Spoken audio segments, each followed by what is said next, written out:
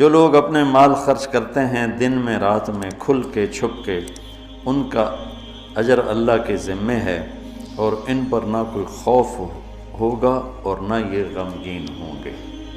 یہ بہت بڑی بشارت ہے سخی لوگوں کے لیے، مال خرچ کرنے والوں کے لیے۔ انسان کی دو کیفیتیں ہیں۔ آنے والے وقت میں کوئی مصیبت نظر آ رہی ہے، اس سے جو کیفیت پیدا ہوتی ہے اس کو خوف کہتے ہیں۔ گزری ہوئی مصیبتیں اور مشکلیں اور پریشانیوں پر جب کوئی خیال آتا ہے اور ایک کیفیت بنتی ہے، اسے حزن کہتے ہیں، غم کہتے ہیں۔ تو اللہ تعالیٰ مال ہم کیوں نہیں خرچ کرتے کہ بھائی بڑے دکھ دیکھے ہیں، اب تو دولت ہاتھ میں آئی ہے، اب اس کو لٹا دیں گے تو آگے کل کو ہمارے بچوں کا کیا بنے گا۔ خوف اور حزن، اس کے بیچ انسان چلتا ہے ساری زندگی۔ تو مال خرچ کرنے میں جو رکاوٹ ہے وہ ہے اس کا خوف اور اس کا غم۔ تو اللہ تعالیٰ لا خوف علیہم ولا ہم یحزنون، تم اللہ کے نام پہ دو، نہ تمہیں کبھی خوف آنے دے گا نہ تمہیں کبھی غم آنے دے گا۔ اور جو سود والے ہیں ان کے لیے تباہی اور بربادی ہے، یہ یہاں بھی برباد ہیں، یہ آگے بھی برباد ہیں۔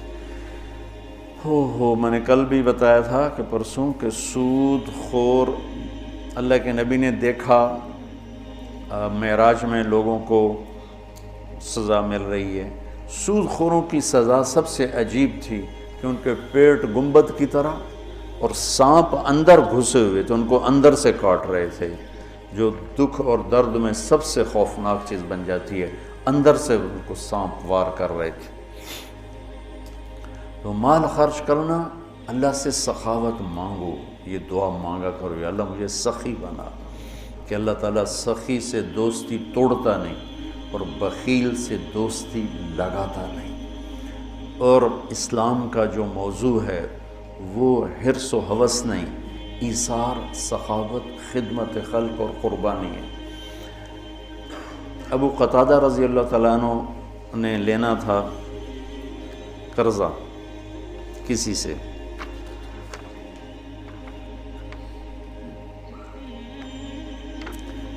وہ لینے ان کے گھر پہنچے، وہ گھر چھپ گیا، تو باہر کھڑے ہو گئے، انہیں زور زور سے آواز دی، باہر نکل، مجھے پتہ ہے تو اندر ہے۔ وہ نکل نہیں رہے تھے کہ مانگے گا، میرے پاس ہے نہیں۔ جب انہوں نے بہت اصرار کیا تو باہر آ گیا، تو آپ نے فرمایا کیوں چھپ رہا ہے مجھ سے؟ کہ میں تنگ دست ہوں، ادا نہیں کر سکتا۔ تو ابو قتادہ رونے لگے اور فرمایا جاؤ، معاف کیا۔ پھر فرمایا کہ جو اپنے قرض خواہ کو مہلت دے یا معاف کرے، اللہ تعالیٰ اسے قیامت کے دن اپنے عرش کا سایہ نصیب فرمائے۔ اور ایک عجب حدیث ہے کہ اللہ کے نبی نے فرمایا بنی اسرائیل میں ایک شخص تھا، وہ اللہ کے سامنے پیش کیا گیا، تو اللہ نے پوچھا کیا لائے ہو؟